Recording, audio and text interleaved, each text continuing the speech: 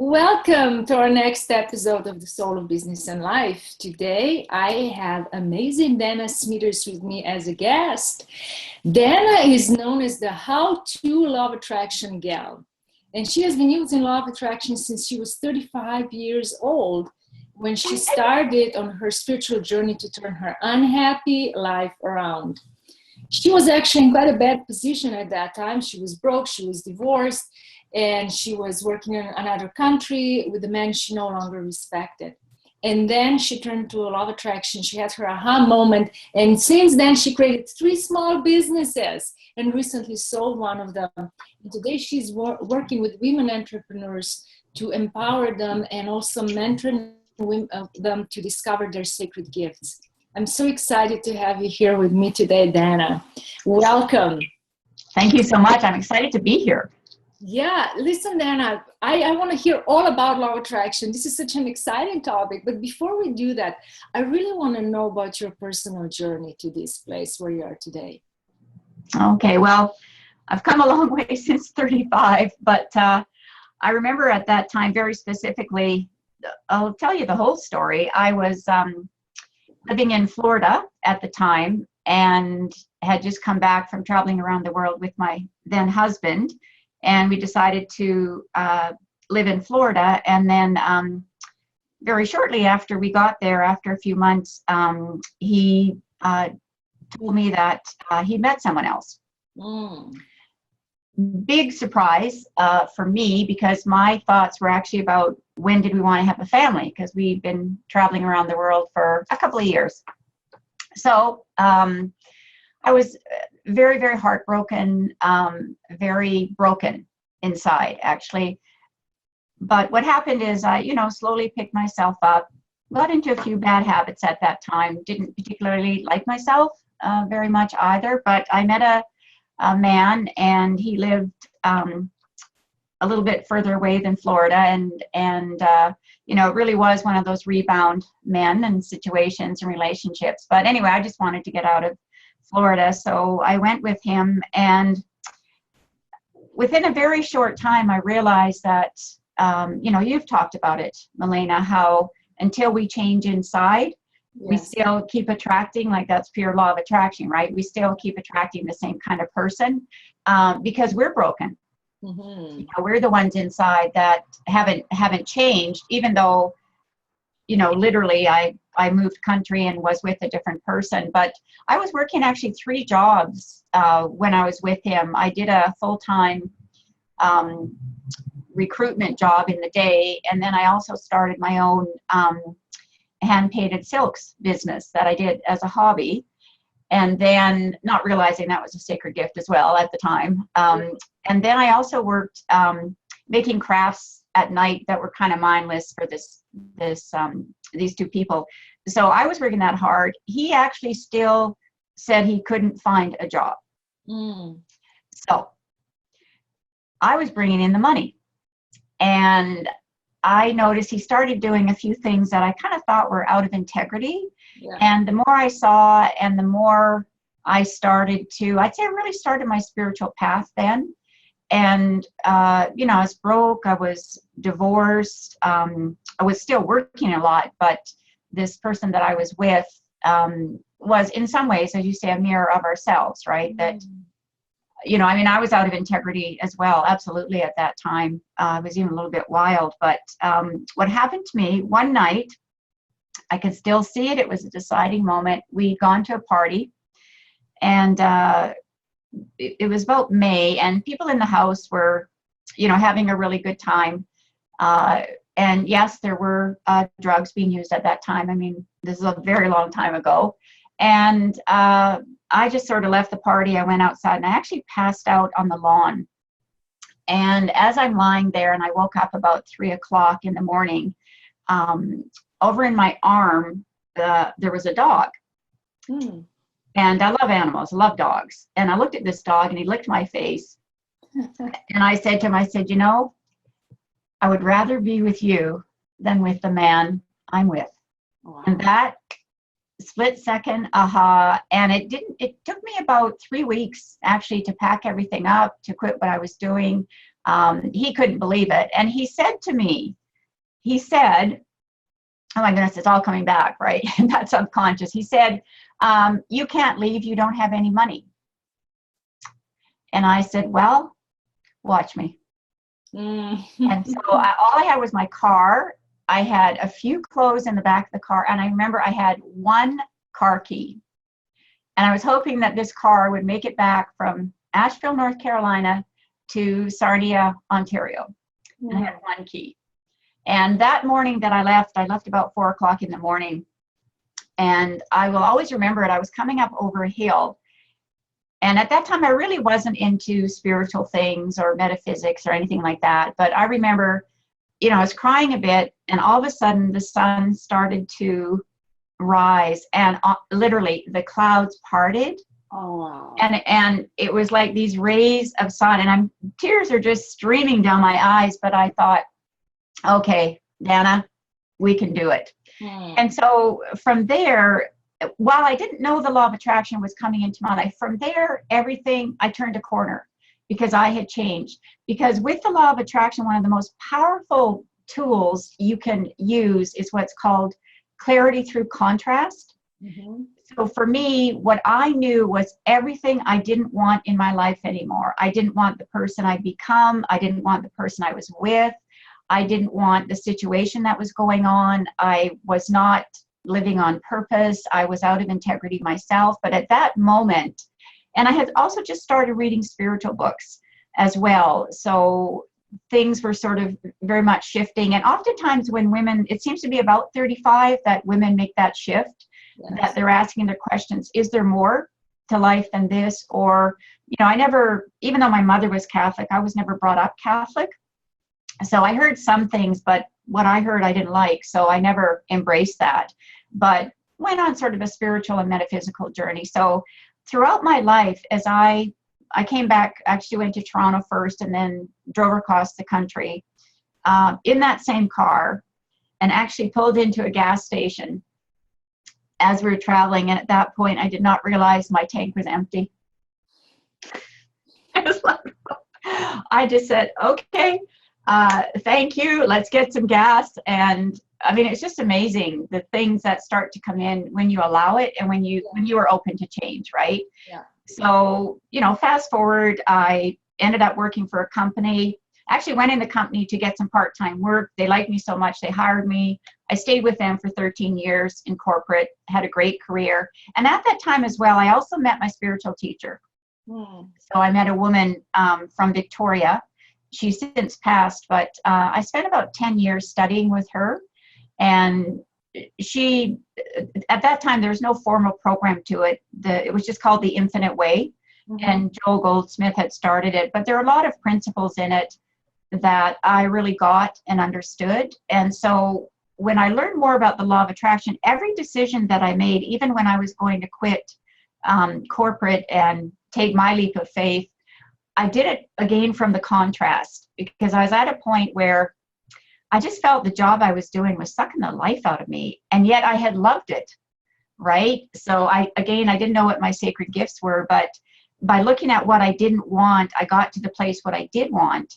And interestingly enough, I was taking a lot of professional development, personal growth courses at that time. And I remember taking one that was called Life Directions. And I think it was a 2 or 3 day event. And I wrote down on a piece of paper exactly what I wanted to do, which was actually using my sacred gifts. But years later, and on that paper was all the things I no longer wanted to do. So I used the law of attraction, but didn't really learn it and become a trainer until about 4 years ago. Okay. I mean, I had read a lot of books, Think and Grow Rich, The Power of Positive Thinking. One of my favorites is Wallace Wattles, The Science of Getting Rich. I loved his books. And, from there, then The Secret came out, and those came out in the 1950s. The Secret came out in 2006. Yeah. So from there, more people got interested in it, but I always felt The Secret missed something. So for me, I think part of it was very good, but maybe the intention was that people would want more. I don't know. That's right. Yeah. It didn't have all, it was very motivational, very inspiring. But until I met Michael Lozier, who teaches the law of attraction, I became certified under him. I didn't know actually how to teach people how to use it, because one of my sacred gifts is teaching. So I learned something, I have to share it.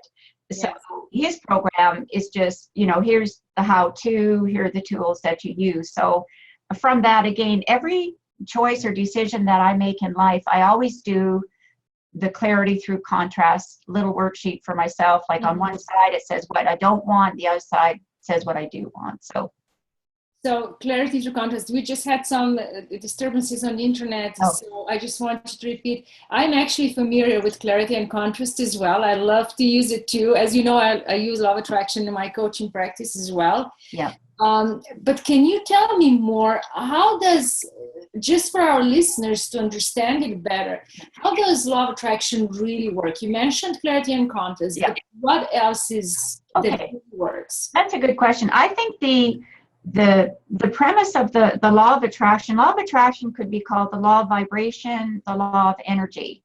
And it operates 24/7. It's just like the law of gravity. So it's always there. We're not always paying attention to we're using it, but there is a way to deliberately use the tools from the law of attraction.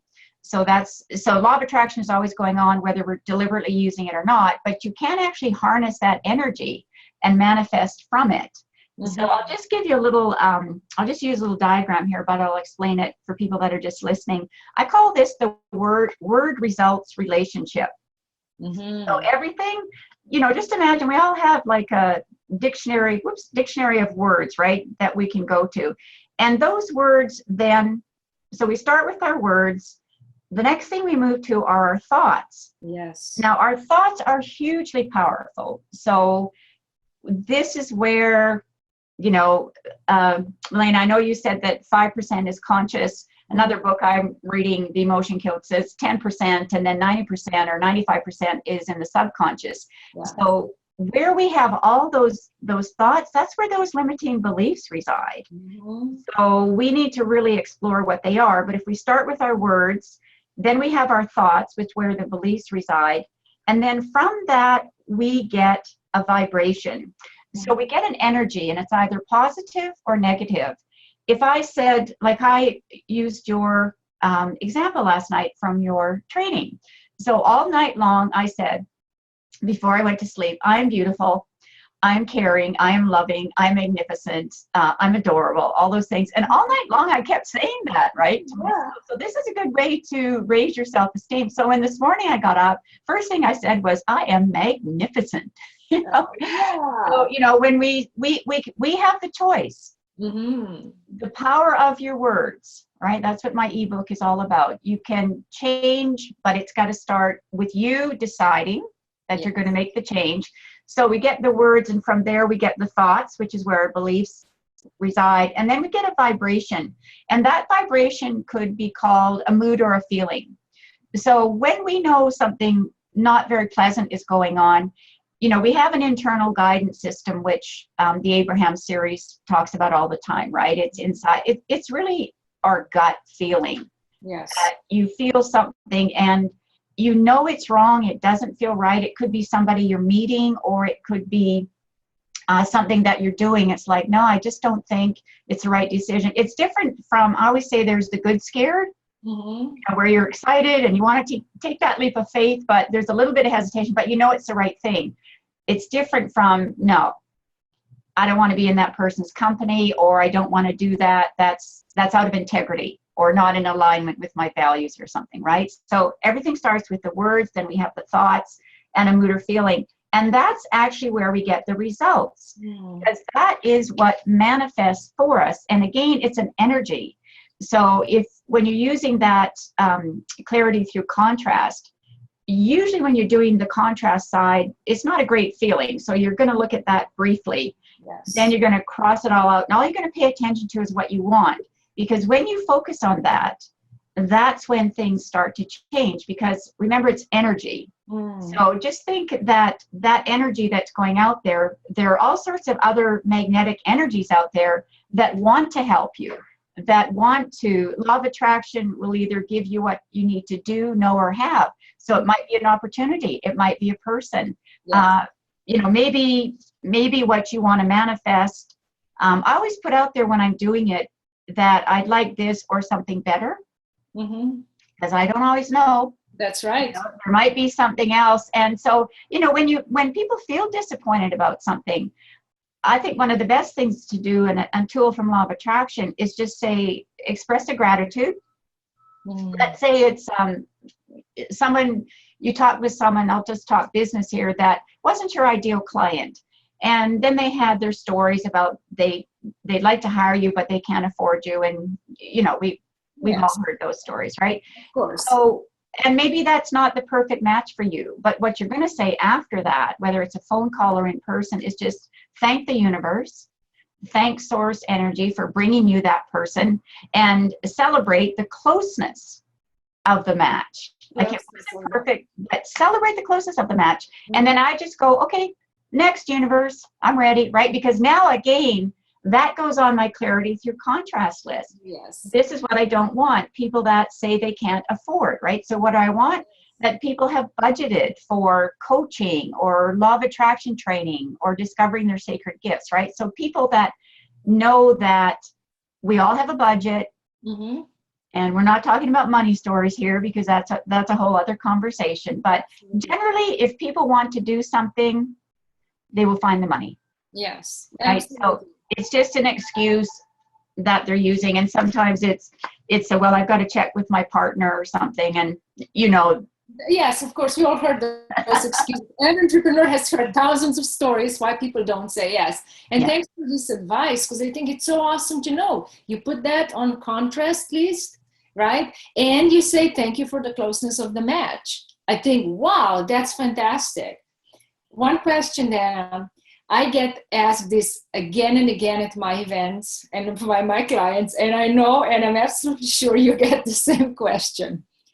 How do you get rid of negative people? Because, we want to be positive, we want to advance, but people do have either relatives or friends, partners that are not supporting them, they're negative. Yeah. What do you do? That's a great question. And I get asked that all the time as well. And of course, before I knew how to use a particular tool to have those people move away from my vibration, you just kind of put up with people, but that's not really what we want to do. So, negative people are always going to be around us. Yes. But I believe the more that you start practicing being in a state of gratitude and, have that attitude of gratitude and become more positive yourself in life, like, you look at a situation not as, oh, I'll never be able to do that. It's like, okay, what's one small step I could do to change that? So we're always looking for that. So when it comes to people, there's how I like to explain it in the course that I teach. Imagine a radio dial, and that's in front of you. There's a radio because it's got frequencies and energies. And let's say the negative people reside in the 0 to 50 channel. Positive people reside 50 to 100, usually around the 70 to 90, 100. So the distance between those people is where the resistance lies. So you are never going to be a perfect match for that negative person. However, if that negative person keeps phoning, or, family relatives, I've had them, right? I mean, sometimes what's going to happen is you're going to take charge of the conversation, and you're going to say, okay, and I can use my mom as an example, starting a conversation, and she's no longer with us, but, I'd have the weekly conversation with mom. And I always knew that it was going to be a bit of a downer. And what can happen with people, if you're not mindful about how the law of attraction works, is you can go down that rabbit hole with them. Oh, yes. And chances are they feel better, but you're still down the rabbit hole. They're up there eating carrot cake because they just dumped on you, but you're down there thinking, oh my goodness, how do I get out of this, right? Or maybe you just like to stay down there for a while, right?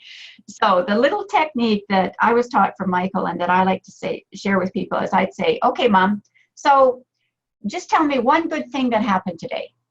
Or Mom, just So, okay, I hear what you don't want. Tell me what you do want, Mom. So what would make a nice meal for you today? And just really try and change the conversation. So I have these, when I do my talks, I always give these out. This is called my reset buy button. Okay. So we're always asking the question, so what do I want? Or even for yourself, when you find yourself going negative, okay, all right, I don't want this. Again, it's the clarity and contrast stuff, right? Okay, we don't want this. What do you want? So, and I sometimes, when I do talks, I put this over here on my left shoulder. And when I don't have it on, I just kind of sometimes pat myself on the shoulder. And sometimes it's like, okay, okay, so what do I want? What do I want? What do I want? Right? Because we all meet those kinds of people. Absolutely. But they're not, the more you stay in having your vibrational bubble that's positive, inspiring, empowered, having good thoughts, you can actually reflect or deflect people from that. I mean, you can do some energy healing of grounding and shielding, but I always say to people, if you're in a room or it's a family thing or business or whatever, and there's just one person that you just don't get along with, I always say, in your mind, find one thing you like about them. One thing. Because if you heard your thoughts, they're all negative. So the job of the law of attraction is just match your vibrations. So if it's matching your vibrations, if you're negative, that's what you're going to bump into. But I say to people, I don't care if you like the color of their socks, or you like the style of their shoe, or you like the hair or the jewelry, or that's a nice jacket. You start raising the energy, because chances are they won't. They may not even be aware that they're negative and not really inspiring person to be around. So the key is reset your vibration by asking yourself, so what do I want? Either from the conversation, or ask them in a very loving way, though, right? It's not, if you're going to be angry about it, you're just going to get anger back, right? So if you said in a loving way, okay, so tell me what you'd like to do. Or sometimes I'll say, okay, what would be a better choice today? That's right. Yeah. What might be a better choice right now?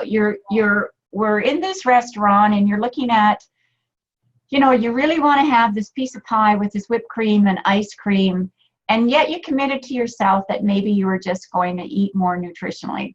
Sometimes we have the pie and ice cream. It's that's what we're going to do. I know. Sometimes you can, say, all right, you could ask the question, so what do I want really? Well, I said I wanted to be healthier. So maybe I'll have, maybe you don't have any dessert at all, right? But again, the choice is always with us. I mean, that's where we are empowered.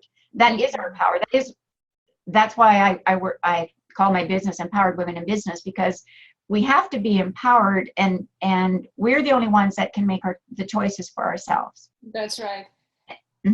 I so agree with you, Dan. I actually do the same things for myself with my clients. Yep. Same thing. When I speak to some people that are not positive, like my sister or my family, sometimes I have to use the same principle. Yeah. I change the subject. I go, okay, so what good happened, or what good's going on in your life right now? Exactly. And so they started paying attention. One of my sisters says, oh, I know I can't talk negative stuff with you. I know I better don't go there. So they got it without me even saying that. Yeah, absolutely. So that's a very, very good advice. So thank you. Thanks for sharing this. And what do I want? What do I want in my life right now? Yeah.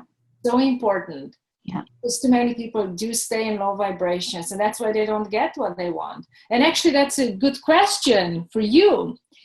Let's say that a person knows what they want. They try to create that for years or weeks or whatever, and it's not happening. What's the main reason people don't get what they want in life? Well, I'll just briefly tell you about a little 3-step process for deliberate attraction. So let's say that the first step is identifying your desire. So that's where the clarity and contrast comes in. Yes. This is what I want. This is what I want to have happen. The second thing is raising their vibration. So this means saying things, and this is where limiting beliefs can come in as well, right? And is there a belief in there that keeps you saying, well, I can't do that, or it didn't work last time, so it won't work this time, right? Yes. So raising that vibration is really important, and giving it attention, right? Give it attention. when you decide what you want, like for me, I've got vision boards, I got a big vision board in front of me. If I'm working on a project, I've got a smaller vision board in front of me. Now, not everybody is into, as Michael Lozier says, making a macaroni collage. Well, I don't make macaroni collages. I like to make really beautiful collages, or I might have a box where I put in what I want. Now, I don't want to stuff that away in my filing cabinet or in a bookshelf or whatever, or never look at what I've put out there. Mm-hmm. So you have to stay with it. So you've identified your desire, you've raised your vibration. And the third step is generally the hardest. This is where most people fall down, in allowing it. Mm-hmm. So what allowing means, allowing is removing the doubt that it's possible. Yes. And the very best way to remove doubt about what you want to manifest is become a proof seeker. Mm. So look for proof. Has someone else done this? Mm-hmm. Are there thousands of other people doing what you want? Yes. Are there going to be thousands of people more doing what you want? Mm-hmm. Is it possible that you can find evidence by doing a internet search or getting out there and talking to people? Are you letting people know what you want to manifest? Now, I will just put a little kind of cautionary note there. If you have a big dream and you know that by sharing that big dream with the wrong people is going to take you down that rabbit hole again, and you may just throw the whole dream out, be very, take good self-care, be very selfish. That's what selfish means, self-care. Be very selfish with who you share that with. Mm-hmm. So, you want to share that with like-minded people that support you, because the worst thing that can happen to someone when they've identified it, they're raising it, they're happy, they know it's going to happen, they really believe it's possible, and then they start looking for the evidence, but they tell people what they want to do, and they say, well, that's a dumb idea. Yeah. Or it could be something you tried before. Well, you tried it before. So when you hear all that limiting beliefs, you start doubting yourself. So allowing it is really being a proof seeker. Where is there proof that somebody else, if you're a woman entrepreneur, are there any other women entrepreneurs on the planet that have done what you want? It may not be exactly, but are they successful? Then I'm going to suggest to you that you connect with them on social media. Sign up for the newsletter, find out what's going on with them, go to workshops. You have your monthly workshop, Milena. Go to places. I do some Google Hangouts. Find out where these people congregate. Yes. And start talking with them, because they are going to be your best support. So it's all about removing the doubt. Mm-hmm. And again, celebrating the closeness of the match. Let's say you get close to it. But, whether you're like, that's how I found my second husband at 50. That's how we found our new condo at 60. I just did all of that. The 3 steps was really clear. And when we were looking at, when I was looking for a husband, I did this. So I knew the 3rd step was allowing. So even if I met man or went out with someone that wasn't quite the match, I always said thank you to the universe and just said, next, because sometimes women think they can change men. Yes. I think we've heard that one before, right? I know that you're into relationship stuff as I have been as well, right?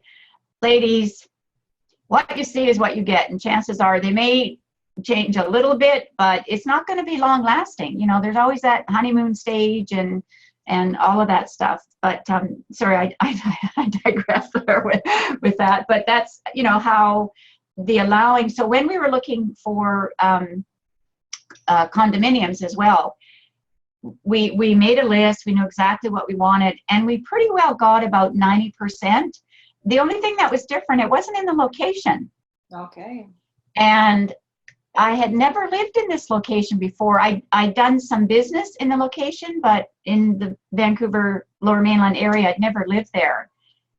And I thought, well, okay, well, I can be open. I mean, this is what's come in front of me. So within about 3 hours of thinking, I don't know if I want to live over there, we had signed the deed. Mm.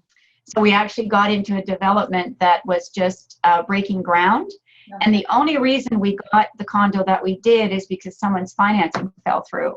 Mm. So again, it was we looked at a lot of places, and, the Vancouver market can be a little crazy in terms of what they're asking for. Absolutely. It's the value of the property, the location, all of that. So it's a matter of celebrating that closeness of the match, like, okay, and I'll just check it off. Yes. I could even drive in a neighborhood and go, nope, next, so it's always expressing gratitude for the abundance that is there in your life, and whatever you're trying to manifest, look for the proof that it's possible. And if it's something that no one has ever done before, then find those people that are also doing things that it's the first time something was done, right? Yes. It's the Richard Bransons of the world, right? There's tons of visionaries out there that are doing things that, you and I haven't even seen yet, right? Correct. And then one more question, because we were talking right now about allowing, and you were talking about that box or so. What about the vision boards, right? Because we put up and here's my specific questions. I think people are quite familiar with vision boards today, and how to make them. But there's one specific question I wanted to talk to you about. Let's say if somebody created a vision board for a business that they wanted to create, or a relationship they wanted to manifest, and then that happened, but it fell apart. Do they need to create a new vision board? I would think that's an old vibration. Absolutely. Put aside, yeah. Start new. Absolutely, absolutely. And what I've done, I had done my vision board for 1 year of things I wanted, and then there was a health issue in the family. Mm-hmm. So I could no longer do what I had planned, and I made the choice to be a caregiver for a while and put my business on hold. And I literally stripped everything off the vision board, and I just started with putting, it was my husband I was caring for. I just put him in the middle.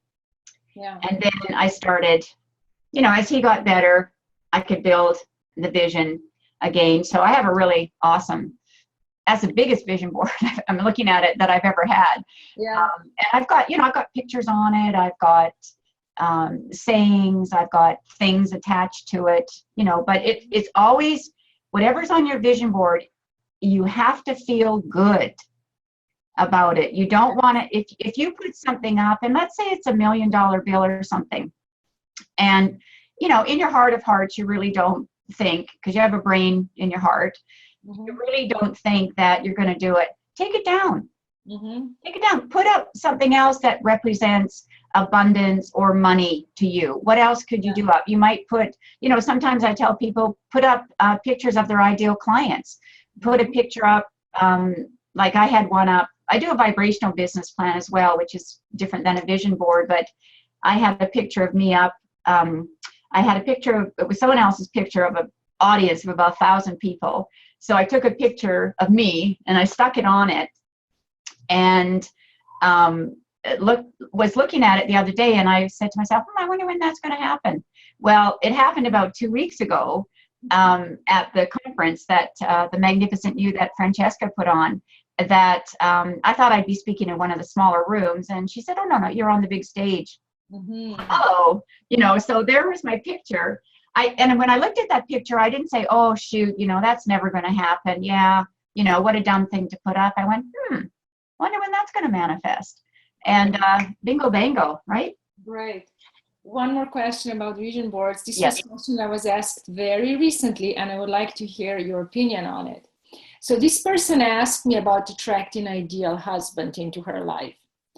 And the question was, should she just put a picture from, let's say she finds Google Images, puts a picture of whatever man up there, or should the facial features be kind of, not so clear, like, two people in the sunset? Because how likely it is to attract exactly the picture from that vision board with those facial features? Because to me, it happened that I would attract a guy that looked exactly as that man on the picture in my life before, right? And so is it important that the face is, you can visibly see the features, or can be like somebody in the sunset when you only see the silhouette? Yeah, I think the important thing there, that's a good question. For me, it would be more about creating a vision board of what would I do when I'm in the relationship? So that might be a picture of us. I love the beach, and I think that's so romantic. So two people sitting there, right? So everything you'd want to do would be, if you have this person, what would you be doing together?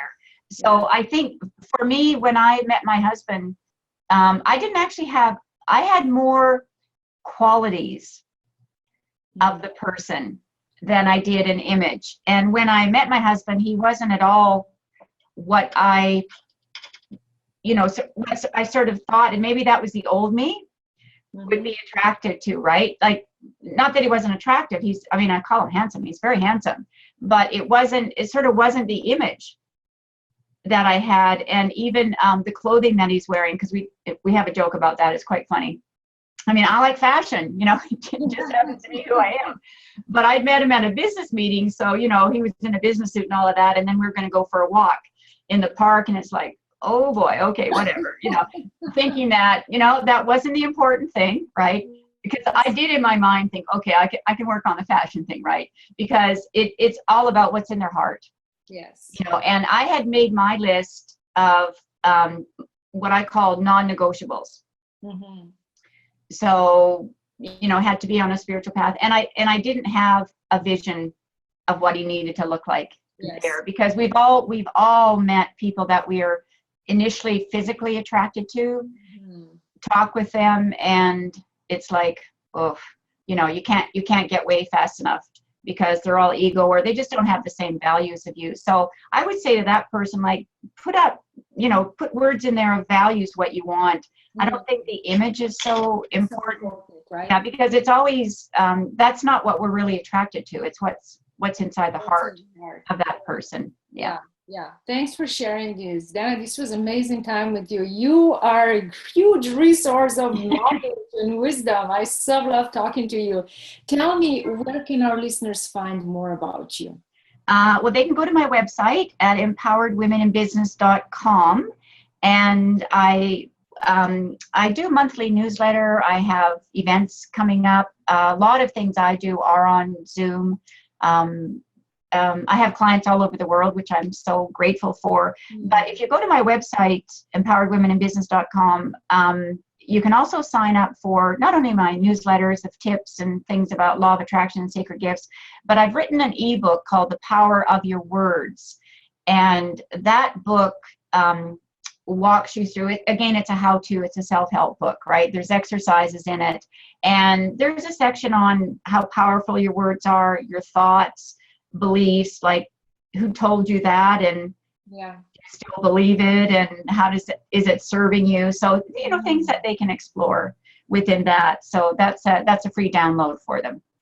Well, thank you so much. Thank you for being generous with your wisdom and advice.